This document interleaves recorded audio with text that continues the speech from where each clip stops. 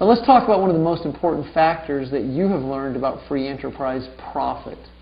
Jim Rohn is famous for saying profits are better than wages. You were starting to understand that at this point in your career. After about 15 years, you're a multiple six-figure income earner. How did you bridge that gap from struggling entrepreneur to entrepreneur who now achieves large profits? What were some of the keys? What were some of the insights that allowed you to create that transformation? Well, I finally decided that somebody else's no wasn't my no. It was their no. My answer was yes, and I didn't care how many of their no's I got. Good distinction. And I just continued forward. And what's the habit in the daily life of Jay NaPier today? Someone who's on covers of magazines. You are featured in a couple of magazines. You've been in Home Business Connection. You've been on the front cover of Home Business. Is that Advertiser? Correct. And so you're actually creating a niche for yourself. And you know, Mark Victor Hansen says, get rich in a niche. I've been watching you really start to get some publicity and doing some really serious advertising. What kind of results has that been able to create for you as an entrepreneur now? The results are key. My day is really simple. I get up in the morning. I pretty much do everything I want to accomplish in a day. I work about 2 to 4 hours per day, 3.5 days a week. The lifestyle is excellent. I get to do what I want to do when I want to do it. And that's what I've been looking for. I believe on the cover of one of those magazines I've seen a vintage Mercedes. Correct. Has that been one of the fruits of your efforts that you've been able to procure through this process? Absolutely. I got an email one day. I was looking for another type of vehicle, and I got an email one day that it was available. And I said, hey, I've got to see that today. It took me till Tuesday, and on Tuesday I went and looked at it and decided. Bam. The guy wanted to wait till Wednesday. I said, listen, I don't have till Wednesday. What has to happen for this to be done today? Oh, the art of asking. Yes. But let's talk a little bit about that. Let's talk a little bit about prospecting, because I know that people all around the world are watching this particular segment of our interview. And specifically, when it comes to prospecting, I want to ask you a couple of questions. First, why do people struggle with prospecting? I believe it's because they get emotionally involved in the yeses and the nos. They simply hang up on what the other person's answer is. Instead of deciding, you're really just sifting and sorting and seeing who's ready and who's not quite ready and who really qualifies for your time. What does that mean, qualifying for my time? That means that basically when they decide they want to get back in touch with you, when they're serious enough, they get back in touch with you instead of you chasing them. I'm not a lead chaser. You're no longer a prospecting stalker, is that what you're saying? Exactly.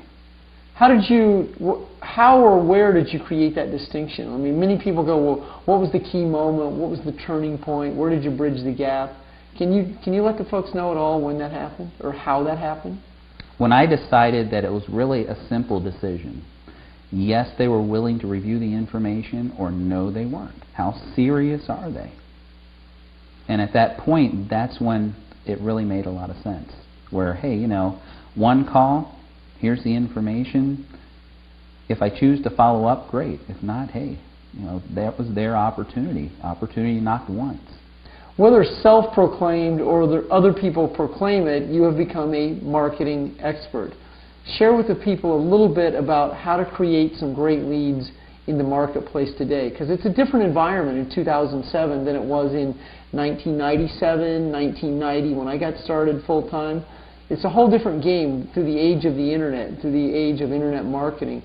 Share with the listeners and the watchers a little bit about your lead specialties. What I've done is just be me. I've just simply put myself out there, let people know what makes me different, and why I'm not just another spam artist out there trying to get somebody to sign up with something or send them $50. I believe you're talking about the unique marketing proposition. Absolutely. So what would you say one of your top niches is when it comes to lead capture, lead generation?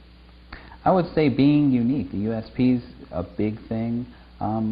You know, I follow up with everyone. I've pretty much decided that it's about relationship. It's not a situation where, hey, we're going to do all the work for you and all you do is sit and watch soap operas all day. it's about a relationship. It's No about selling, you mean? Yeah, the old no selling, exactly. No selling, no talking to your friends, I'll do it all for you. That's not what you teach, is it? No, because I want to make sure people get paychecks. That's what's important. And generally those no's, what's missing is the no paycheck, because there's nothing involved in there. So, it's important that you have the relationship in that process so that the people you're getting to know realize that you're a real person. You're normal, just like everybody else. You've become an excellent mentor, so here would be the real question. Why would I want to be mentored by Jay NaPier? What's your uniqueness that you could take someone who's basically not on the street, but someone who's right out of the job market, all of a sudden they're your teammate. What is it you're going to be able to do to assist them to go from trading time to dollars to creating value in themselves? What would be some of your key uniquenesses? Well, experience is really important. Overnight success for me was 12 years. Good answer. That's a great answer. Overnight success. But, for me, I've had the experiences. I've been told a million no's. And I can take that 12-year process and make it a much smaller process. So experience and results, that's all I'm looking for. Getting results is an attitude. It's not going in and wagging your tail and saying, gee, can you really please sort of kind of get involved with my business? No, it's, hey, we have an opportunity. Do you like it or not? I believe that's called posture. Can you comment a little bit as we begin to wrap up this segment of today?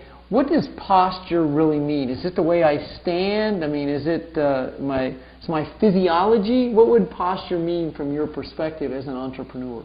For me, it's kind of an attitude. It's more about, hey, I'm serious about my business. This is my business. This is how I make my full-time income. And I'm serious about it. If you're just out there playing, kicking tires, hey, right. Moving right along. Well, you're definitely not a tire kicker. You're not. You're the person who drives the bus.